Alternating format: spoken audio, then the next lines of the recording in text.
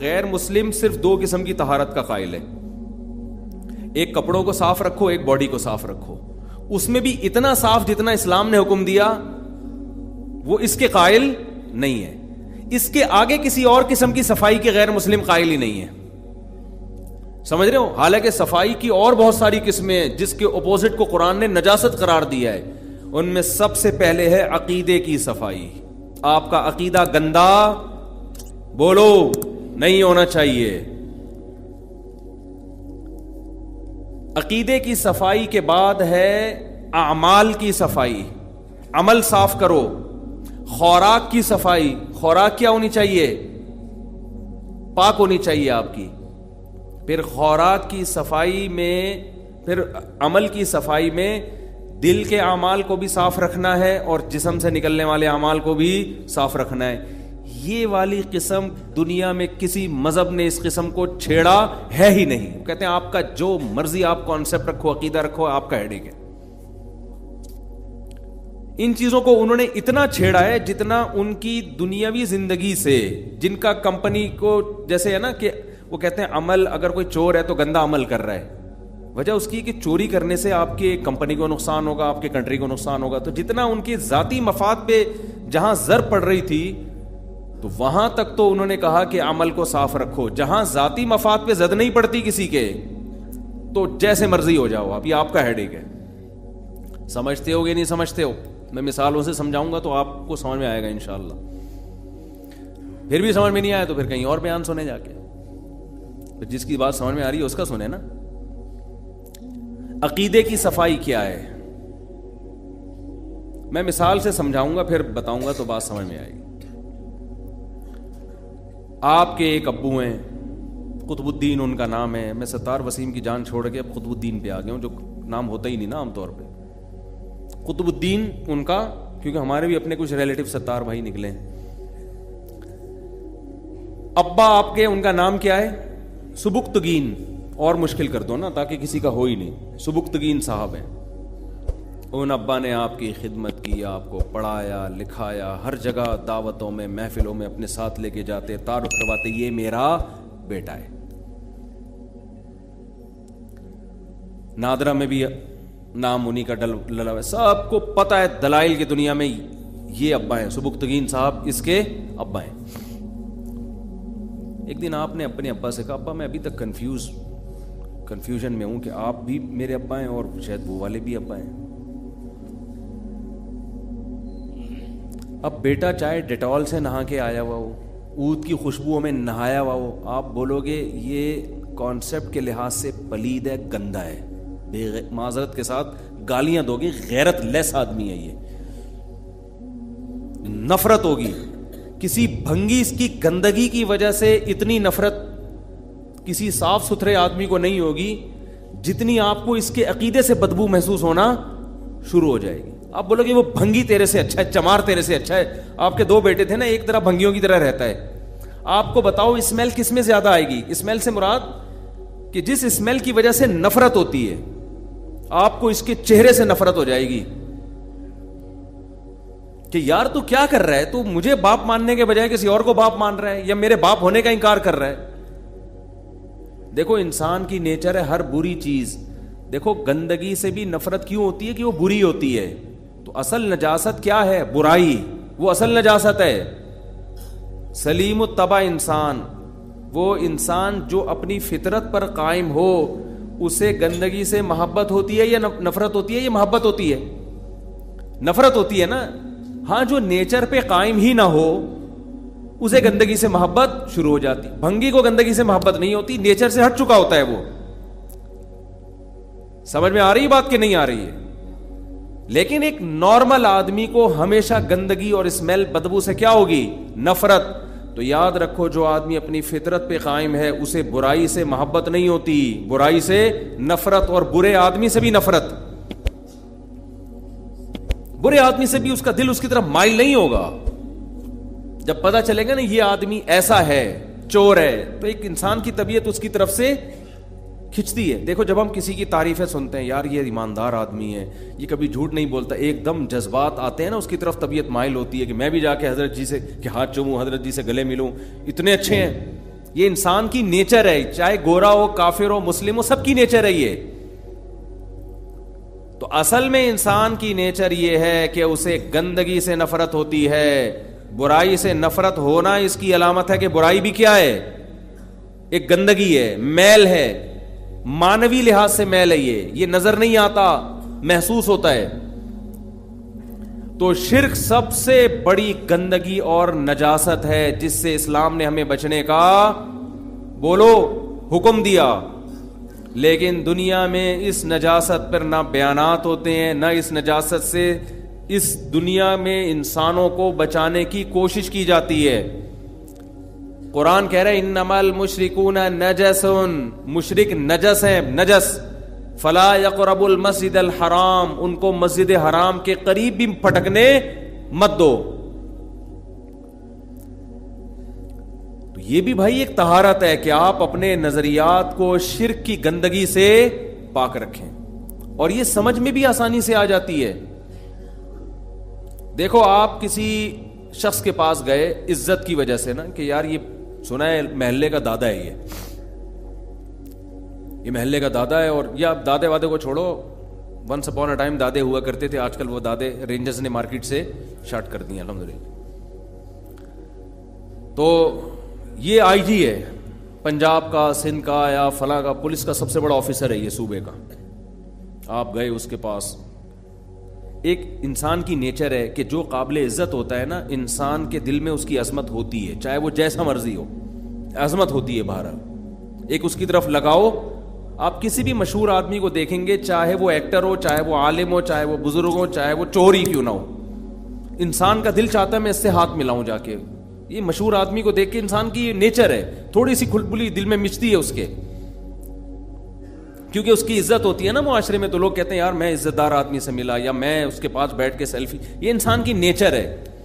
میں ایک دفعہ جا رہا تھا کراچی سے اسلام آباد, تو وہ مشہور ایکٹر ہیں جاوید شیخ اور عابدہ پروین, نام سنا ہوگا, سب نہیں سنا ہوا ہے, اس میں شرمانے کی بات نہیں ہے. تو میں بھی اس جہاز میں, اور محترمہ عابدہ پروین صاحبہ بھی, اور جاوید شیخ صاحب بھی اسی جہاز میں. ہم جب نیچے اترے تو تینوں کے ساتھ سیلفیاں چل رہی ہیں.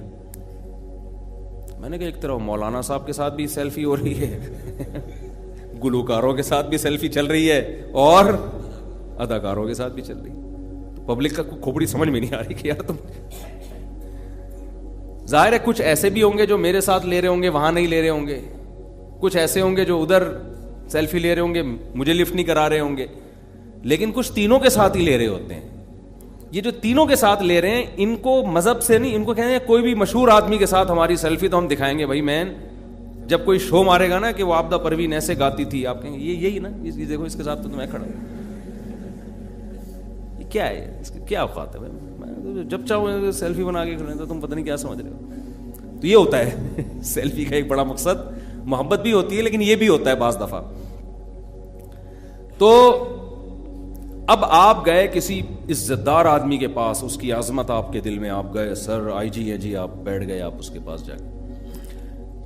آئی جی کو آپ نے دیکھا پروٹوکول سے نکلتا ہے, دائیں بائیں گاڑیاں, بڑی عزت.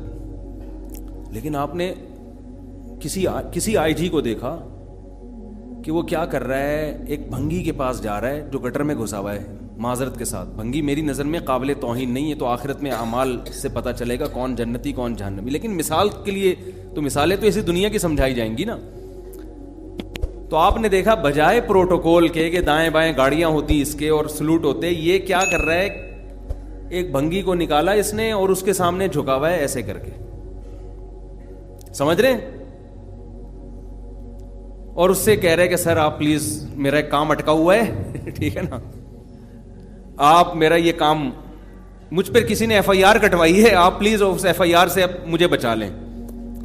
آپ کی نظر میں اس واقعے کے بعد اس آئی جی کی کوئی ویلیو رہے گی؟ کہو گے یار یہ تو ہم سے بھی گرا پڑا ہے یار, جس کو ہم لفٹ نہیں کراتے, جس سے ہم اپنے گٹر صاف کرواتے ہیں, یہ تو اس کے پاس درخواست لے کے گیا ہوا ہے.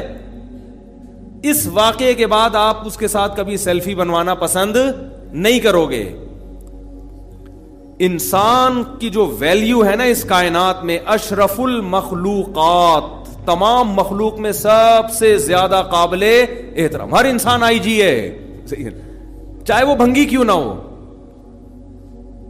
وہ جانوروں سے کروڑا گنا افضل ہے. اب انسان وہ مقام جو خدا کو دینا چاہیے تھا وہ مقام پتھر کے بنے ہوئے بتوں کو دینا شروع کر دے, وہ مقام قبروں میں مردوں کو دینا شروع کر دے, قبر کو دینا شروع کر دے, تو خدا کی قسم اس نے اپنا مقام اس آئی جی جو بھنگی کے سامنے جھکا ہوا تھا, اس سے ریکویسٹ کر رہا تھا, اس سے بھی زیادہ اپنا مقام گرا دیا اس نے کہ تو اشرف المخلوقات ہو کے خدا. اس نے تو بھنگی کو خدا نہیں بنایا تھا, یہ تو اس کو اس بھنگی سے بھی زیادہ اونچا مقام دے رہا ہے جس کی حیثیت بھنگی سے بھی کم ہے.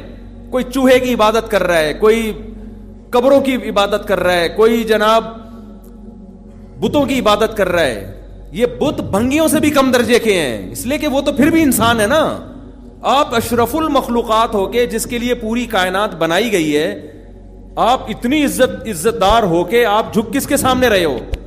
اس سے ریکویسٹ کر رہے ہو کہ میری بگڑی بنا دو, میری شادی کرا دو, میرے روزگار دلا دو, مجھے اولاد نہیں ہو رہی میری اولاد دے دو. اس لیے قرآن کہہ رہا ہے یہ پلید لوگ ہیں, صحیح ہے نا, گندے ہیں. ان کے 3 پیس سوٹ اور ٹائی کو اور ڈیٹول سے نہانے کو مت دیکھو, ان کے جسم سے جو پرفیوم کی خوشبو آ رہی ہے یہ نہیں دیکھو. یہ عقیدے اور کانسیپٹ کے لحاظ سے کانما خر من السماء, ایسے ہے جیسے آسمان کی بلندیوں سے زمین کی پستیوں میں دفن ہو گئے ہوں. اتنا اونچا مقام دیا تھا اور یہ زمین کی پستیوں میں گھس رہا ہے. کوئی چوہے کی عبادت کر رہا ہے, وہ بندر کی عبادت کر رہا ہے, سانپ کی عبادت کر رہا ہے, اژدہے کی عبادت کر رہا ہے. یہ بندر بھی پتہ نہیں کون سے ماتا کی روح آئی ہوئی ہے اور وہ کون سے روح ہے یہ چوہوں میں گھسی ہوئی ہے. بھائی تو آدمی ہے, انسان ہے. تو اس لیے قرآن کہتا ہے کہ انما المشرکون نجس. اور یاد رکھو کوئی کسی بزرگ کی پوجا پاٹ کرتا ہے نا, دیکھو پوجا پاٹ کی ایک ڈیفینیشن ہے. بہت سے لوگ بزرگ کی پرستش کر رہے ہیں لیکن اس عمل کو عبادت کہتے نہیں ہیں. وہ کہتے ہیں ہم تو ایک خدا کو مانتے ہیں. ایسے عیسائی بھی کہتے ہیں ہم ایک خدا کو مانتے ہیں, لیکن عیسیٰ کو اللہ کا بیٹا بنا دیا تو اللہ کہتا ہے تم ایک خدا کو نہیں مانتے.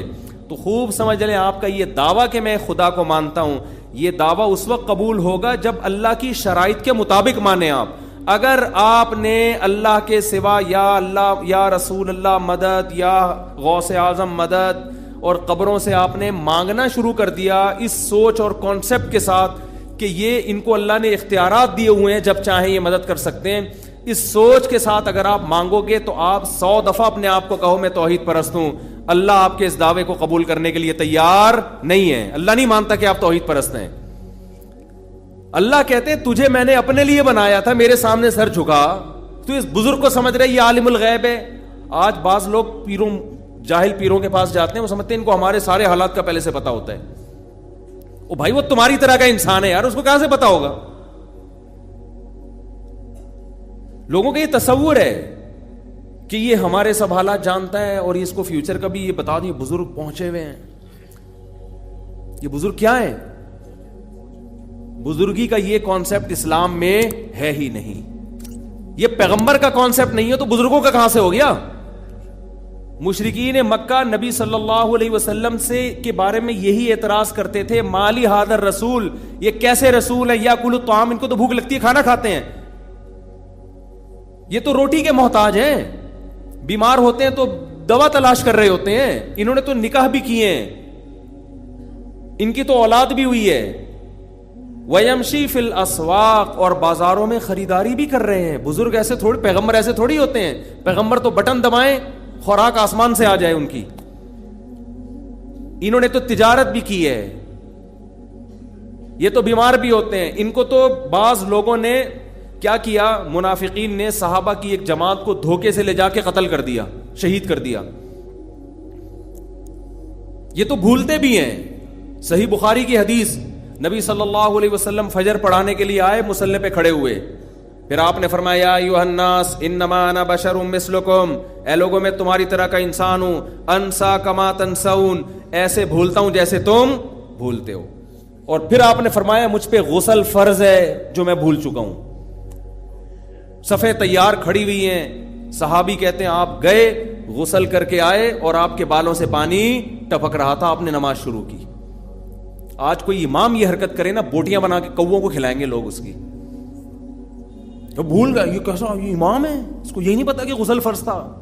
انسان پہلے میرے بھائی, وہ عالم مفتی امام بعد میں. اور اسی وجہ سے بعض مسجد میں امام بھولے سے بغیر وضو نماز پڑھا کے پی جاتے ہیں. ان کو پتا ہے پبلک کو بتائے مار مار کے کھا جائیں گے, یہ کوٹ دیں گے پکڑ کے, یہ کوٹ دیں گے. وہ اس کو پتا ہے میں بول ہی نہیں سکتا کہ یار میرا بھول گیا بھائی میں. ابے تو بھولنے کے لیے تجھے رکھا ہے ہم نے یہاں پہ, بھولنے کے لیے بیٹا تجھے یہاں. تجھے شرم نہیں آتی بغیر وضو کے نماز پڑھا دی تو نے, جان کر بغیر وضو کی پڑھائی ہوتی تو شرم جتنی آنی چاہیے تھی اس میں اور آنی چاہیے اس کو. بھولتا سب کچھ ہوتا ہے دنیا میں. تو ہمارے پیغمبر کی یہی تو نبوت کی دلیل ہے, کوئی ایسی بات نہیں کی آپ نے. مشرکین کہہ رہے ہیں کہ آپ تو کھانے کے محتاج ہیں, آپ تو پینے کے محتاج ہیں, اور جبریل کیوں آسمان سے قرآن لے کر آ رہے ہیں؟ آپ تو خدا کے پیغمبر ہیں, آپ آسمان پہ جائیں, ہمارے سامنے کتاب لے کر آئیں. آپ چلے جائیں ایک دم آسمان پہ اڑتے ہوئے جائیں اور ہمارے سامنے لے آئیں, بھئی اللہ نے یہ قرآن دیا ہے. او یکون لک بیت من زخرف, آپ کا سونے کا گھر کیوں نہیں ہے؟ آپ کے پاس تو وسائل ہی نہیں ہیں. اگر آپ کے پاس طاقتیں ہوتی آپ سونے چاندی کے گھر بناتے. آپ کے تو اتنے چھوٹے چھوٹے حجرے کہ جب آپ نماز میں سجدے میں جاتے ہو تو آپ کی زوجہ کو پاؤں سمیٹنے پڑتے ہیں, سجدے کی جگہ بھی نہیں ہے. معاذ اللہ, نقل کفر. وہ کہتے تھے ایسا مسکین اور ایسا غریب بزرگ یا پیغمبر نہیں ہو سکتا. پتہ نہیں اس مشرک نے ہمارے دور کے جو جعلی پیر ہیں وہ دیکھے ہوں گے ان مشرکین نے, کیونکہ اتنے موٹے موٹے کٹے اور دمبے حقیقت ہے نذرانے کے پھوڑ رہے ہوتے ہیں. ایک دمبا ہوتا ہے, کسی پیر صاحب کو ہدیہ ملا, ہدیے پر گورنمنٹ کی طرف سے کوئی پابند, کوئی کسی کو دمبا بھی دے سکتا ہے, بکرا بھی دے سکتا ہے, گھڑی بھی دے سکتا ہے. اس پہ نہ ہمیں اعتراض ان لوگوں پہ ہے جو روحانیت کے نام پہ دمبے کٹواتے ہیں کہ اس سے بلائیں ٹلتی ہیں. تعویذ دے دیا, 2 بکرے لیا, 1 مرغی لیا, لا بھی میرے پاس ہی, اور بڑے ہوشیار ہوتے ہیں. شروع میں کہیں گے وہیں کاٹ دو, پھر کہیں گے چلو ادھر لا کے کاٹ دو. تو او بھائی یہ سارے بزرگ پیغمبر, قرآن بار بار کہتا ہے کہ جب پیغمبر کے بارے میں کہا نا کہ یہ کیسے پیغمبر ہیں, تو کھاتے ہیں, یہ تو نکاح بھی کرتے ہیں, اور یہ تو بیمار بھی ہوتے ہیں, تو قرآن نے ان تمام باتوں کا کیا جواب دیا دیجئے کہ اچھا وہ کہتے تھے کہ آپ زمین پہ ایسے اشارہ کریں چشمہ جاری ہونا چاہیے, نہریں جاری ہو جائیں, انگور کے باغات پیدا کر کے دکھائیں آپ. تو قرآن نے ان تمام باتوں کا کیا جواب دیا؟ یہ نہیں کہا کہ آپ ان سے کہیں کہ میں اللہ سے کہتا ہوں میرے ہاتھ پہ جاری کر دے, ٹھیک ہے میں کوشش کرتا ہوں. شعبت باز آدمی تو یہی کرتا ہے نا. ہمارے پیغمبر نے کیا کہا؟ اے نبی, قرآن نے کہا اے نبی آپ ان سے کہہ دیجئے سبحان ربی, میرا رب ہر عیب سے پاک ہے, وہ سب کچھ کر سکتا ہے, میں کچھ بھی نہیں کر. میں نے اگر چاند کے 2 ٹکڑے کر دیے تھے تو میں نے کیے ہی نہیں تھے, وہ کس نے کیے تھے؟ وہ اللہ نے کیے تھے. تو جب وہ کروا دے گا تو کر لیں گے, نہیں کروائے گا تو بھائی میں تھوڑی کچھ کر سکتا ہوں. هل كنت الا بشرا رسولا, میں تو ایک انسان ہوں اور خدا کا بھیجا ہوا پیغمبر ہوں. انما انا بشر مثلکم, تمہارے جیسا انسان ہوں, جیسے تمہیں روٹی کی حاجت ہے مجھے بھی حاجت ہے. تم بیماری میں تکلیف میں ہوتے ہو, میں بھی تکلیف میں ہوتا ہوں. اوعکو کما یوعکو رجلان, حدیث میں آتا ہے مجھے بخار کی تکلیف عام آدمی سے دگنی ہوتی ہے. ہمارے ہاں عجیب ہی کانسیپٹ بنائے ہوئے ہیں نا نیک آدمی کا کہ یہ اس کو تکلیف نہ ہو, کوئی فالج ہو گیا تو یہ نیک نہیں ہے, اس کو عذاب آیا ہے. بھائی سب کچھ ہے, بڑے بڑے بزرگوں پہ فالج بھی ہوتا ہے, لکوا بھی ہو سکتا ہے, آنکھی بینائی بھی ضائع ہو, یہ سب اللہ کی طرف سے ہے دنیا میں, یہ سب کے ساتھ سب کچھ ہوگا. ان چیزوں کا نہ بزرگی سے کوئی تعلق نہ نبوت سے کوئی تعلق ہے. تو بزرگ کو اپنے جیسا انسان سمجھا کرو, ٹھیک ہے نا. سوال پیدا ہوتا ہے پھر اس کو لوگوں پہ فضیلت کیا ہے؟ فضیلت یہ ہے کہ وہ شریعت پہ چلتا ہے اور آپ نہیں چلتے. فضیلت یہ ہے کہ اس کے دل میں اللہ کی محبت اور عظمت جتنی ہے اتنی آپ کے دل میں نہیں ہے. تو جس کے دل میں اللہ کا خوف, اللہ کی محبت, اسی طرح علم ہے, یہ 3 چیزیں ہوں تو وہ بزرگ کہلاتا ہے. اس سے محبت کیا کرو جیسے اپنے باپ سے محبت کرتے ہو. باپ سے محبت تو کرتے ہو لیکن پتہ ہے باپ بگڑی نہیں بنا سکتا. ماں کی عظمت محبت دل میں ہوتی ہے, ماں کے ہاتھ بھی چوم لیتے ہو عقیدت میں, لیکن کبھی ماں سے مرادیں نہیں مانگتے کہ ماں کے بارے میں یہ نہیں پتا ہوتا ہے یہ عالم الغیب ہے. آپ کو پتا ہوتا ہے کہ میں کیا کر کے آ رہا ہوں اور میں مدنی مسجد کا اماں کو ٹوپی کرا رہا ہوں, اماں کے فرشتوں کو بھی پتا نہیں چلے گا. تو ایسے ہی کسی بزرگ کو بھی میرے بھائی پتا بولو نا نہیں چلتا. اور جب دنیا میں نہیں چلتا مرنے کے بعد تو اور بھی زیادہ فالج کا ٹھیک کرانے جا رہے ہیں ایک آدمی مزار پہ. میں نے کہا وہ جو بزرگ اندر لیٹے ہوئے ہیں آپ کا ایک دھڑ کام نہیں کر رہا, ان کے دونوں دھڑ کام نہیں کر رہے. وہ آپ کا ایک دھڑ کہاں سے صحیح کریں گے بھائی؟ کیا خیال ہے؟ ان کے تو دونوں کام نہیں کر رہے نا. اتنی سینس نہیں ہے یار تم میں. تو اس لیے یہ بھی شرک کی ایک قسم ہے بھائی. نہ وہ عالم الغیب ہوتے ہیں, نہ وہ مشکل کشا ہوتے ہیں, وہ ہماری طرح کے انسان ہیں. لیکن بدعتیوں میں یہ پھیلتا چلا جا رہا ہے, پتہ نہیں ماورا. پھر بزرگ بھی بعض باتیں کر رہے ہیں جو بدعتی قسم کے ہوتے ہیں, جس کی بات بالکل سمجھ میں نہ آئے وہ بہت زیادہ پہنچا ہوا ہے. ہاں, جس کی تھوڑی تھوڑی سمجھ میں آ رہی ہے تو یہ تو ہماری طرح کا انسان ہے, تو بالکل کامن سینس کی باتیں کر رہے ہیں کہ 2 اور 2 4 ہوتے ہیں, 4 اور 4 8 ہوتے ہیں. یہ تو مجھے بھی پتا ہے. جو ایسی باتیں کریں نا جو آپ کی کھوپڑی سے اوپر سے گزریں, یہ ہے پہنچا ہوا. موکل اور حمزات اور حصار, اور ایک دفعہ دامت برکاتہم آئے, پھر انہوں نے یوں کیا تو یوں ہوا. میں تو کبھی بیٹھتا ہوں نا جی, تصوف میں دونوں طرح کے لوگ ہیں, بدعتی بھی ہیں اور اہل حق بھی ہیں. تو کبھی ایسے تصوف والوں کے پاس بیٹھو جو قرآن و حدیث کو فالو نہیں کرتے, تو آپ کہتے ہو یار بھائی انسان کے بچے بن کے سیدھا سیدھا مسلمان بن جاؤ یار, یہ فضول چیزوں میں ہمیں نہ الجھاؤ. تو پتہ نہیں کس طرف لے کے جا رہے ہیں. اور اس بیماری میں عورتیں زیادہ مبتلا ہیں, سمجھتے ہو؟ تو اپنے گھروں کی خواتین کے عقیدوں کو ٹھیک کرو. بولو بیگم یہ ہماری طرح کا انسان ہے, اور یہ بھی یاد رکھو کتنا بڑا بزرگ ہونا, آدمی پہلے ہے, نر پہلے ہے وہ. لیڈیز کو اس کے پاس جانے مت دو. ایسے بھی واقعات آئے ہیں کہ کوئی جوان لڑکی نے کسی بزرگ سے کاؤنسلنگ شروع کی تو بزرگی اس پہ لٹو ہو گئے. وہ بزرگی لٹو ہو گئے اس لیے کہ وہ بزرگ نے بھی غلط کیا. بھائی تو جوان لڑکی سے بھائی آپ اتنا فری کیوں ہو رہے ہیں؟ جو صحیح بزرگ ہوگا واقعی سچی مچی کا, وہ جوان لڑکی سے فری ہونے کی کوشش نہیں کرے, ٹو دا پوائنٹ بات کرے گا. محترمہ آپ نے جو بات پوچھنی ہے ٹو دا پوائنٹ پوچھیں, ٹھک فون بند. جس کے دل میں چور ہوتا ہے نا, اور خواتین اتنی بیوقوف ہیں ان کو اندازہ نہیں ہوتا کہ یہ جو اتنا مجھے ڈیپ میں جا کے کاؤنسلنگ کر رہا ہے نا, اتنا سمجھا رہا ہے, یہ اتنے اپنے باپ کی کبھی اس نے اتنی فکر نہیں کی ہوگی. اس کے باپ کا فون آیا اور ٹینشن میں ہو تو دیکھو کس طرح سے بات کرے گا, تجربہ کر کے دیکھ لو. تو یہ بہت ہو رہا ہے مارکیٹ میں. خواتین فون کرتی ہیں کسی موٹیویشنل کو, کوئی بہت نیک ہے, وہ فون پہ بہت تفصیل سے ایک ایک چیز ڈیپ میں جا کے سمجھا رہے ہیں. یہ اس عورت کو سمجھ جانا چاہیے کہ اس کے دل میں کیا ہے, چور ہے, فساد ہے اس کے. یہ بزرگ نہیں ہو سکتا. بہت گھر تباہ ہو چکے ہیں اس طریقے سے, بہت گھر برباد ہو چکے ہیں کہ بھائی فون کیا کسی کو بزرگ سمجھ کے, وہ بھائی انسان ہے یار. تبھی تو نبی صلی اللہ علیہ وسلم نے پیغمبر ہونے کے باوجود کبھی کسی عورت سے بغیر کسی حائل کے مصافحہ نہیں کیا. کبھی میرے پاس خواتین آتی ہیں مسائل پوچھنے کے لیے, میں کبھی دروازہ بند کر کے الحمدللہ بند کمرے میں کسی عورت کے ساتھ نہیں بیٹھتا. اس کا میں خود خیال کرتا ہوں. میں ہی نہیں کہ میں بہت نیک ہوں, اس لیے کہ میں اپنے اوپر اعتماد نہیں کرتا. بدگمانی کا موقع بھی نہ دو. یہ ہمارا آفس ہے نا, لڑکوں کو پتا ہے پہلے دروازہ کھلواؤں گا, دروازہ کھلا ہوگا, کوئی خاتون بیٹھے گی دروازہ اوپن ہوگا. آپ نہیں کر سکتے کہ کوئی جوان عورت آپ کے پاس بات کرنے کے لیے آئی ہے, آپ دروازہ بند کر کے اس کے ساتھ بیٹھیں. باہر والوں کو آپ بدگمانی کا موقع بولو دے رہے. آپ کیوں دروازہ آپ بند کیوں کیا ہے؟ نبی صلی اللہ علیہ وسلم نے کسی عورت کے ساتھ تنہائی اختیار کرنے سے منع کیا. اب وہ کہہ رہی ہوتی ہیں جی پرسنل بات ہے. میں کہ پرسنل ہے, دروازہ کھلا رہے گا. ٹھیک ہے آپ کی پرسنل بات ہے تو یہ لڑکوں کو میں کہتا ہوں تھوڑا دور کھڑے ہو جاؤ تاکہ وہ آپ کی بات نہ سنیں. دروازہ اوپن رہے گا. یہ نہیں کہ ہم کوئی نیک ہیں, بدگمانی کا موقع. یہ بھی نہیں کہ ہم کوئی برے ہیں, یہ بھی بتا دوں. آپ کہہ رہے ہیں ہم نیک نہیں ہیں. بھائی میں دعویٰ کیوں کروں میں نیک ہوں, یا آپ کو کیسے کیا کرنا ہے؟ ہم ظاہر کے مکلف ہیں.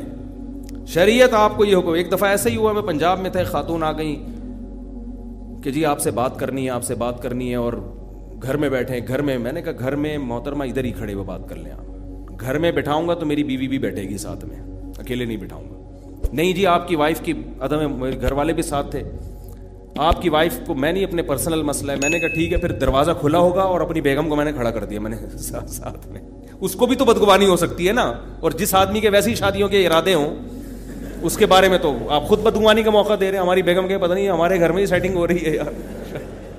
تو میں نے بیگم کو دروازے پہ کھڑا کر دیا. میں نے کہا اس کو بھی بدگمانی نہ ہو. لوگ اپنے آپ کو یہ باور کرانے کی کوشش کرتے ہیں ہم بہت نیک ہیں, ہم پہ انگلی اٹھا کیوں رہے ہو؟ یہ نہیں ہو سکتا بھائی. آپ نا بعض لوگ کہتے ہیں نہیں میں پیر صاحب ہوں, میں اگر بند کمرے میں خاتون کے میں پیر ہوں کہ میں غلط ہوں. تو کیوں اپنے آپ کو آپ نے اتنا فنٹر معاشرے میں قرار دیا ہوا ہے کہ آپ کو 2 نمبر ہو ہی نہیں سکتے, کہ آپ کے دودھ سے دھلے ہوئے ہو یا کہ مکہ میں پیدا ہوئے تھے آپ. تو یہ کہاں سے آپ نے اپنے بارے میں فرض کر لیا؟ آپ بھی ایسے ہی ہو جیسے ساری دنیا کے سارے انسان ہوتے ہیں. زیادہ فنٹر کوئی اس طرح بزرگ کر رہا ہوں بھائی جان, زیادہ فنٹر کی نہیں. ہر بزرگ نر پہلے ہوتا ہے, آدمی بھی نہیں, نر پہلے ہوتا ہے, بزرگ بعد میں ہوتا ہے. ایسی کی تیسی جاؤ. تو اپنی عورتوں کی حفاظت کریں. بیوقوف خواتین ہوتی ہیں, صحیح ہے نا, مرد تو ہوشیار ہوتے ہیں.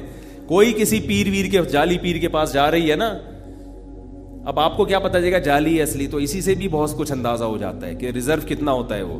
تو جب بھی جا رہے کسی خاتون سے مل رہے ہیں تو اپنی گھر والی کی موجودگی میں ملے, یا آخری درجہ یہ کہ کنڈی دروازہ کھلا ہوا اوپن ہو.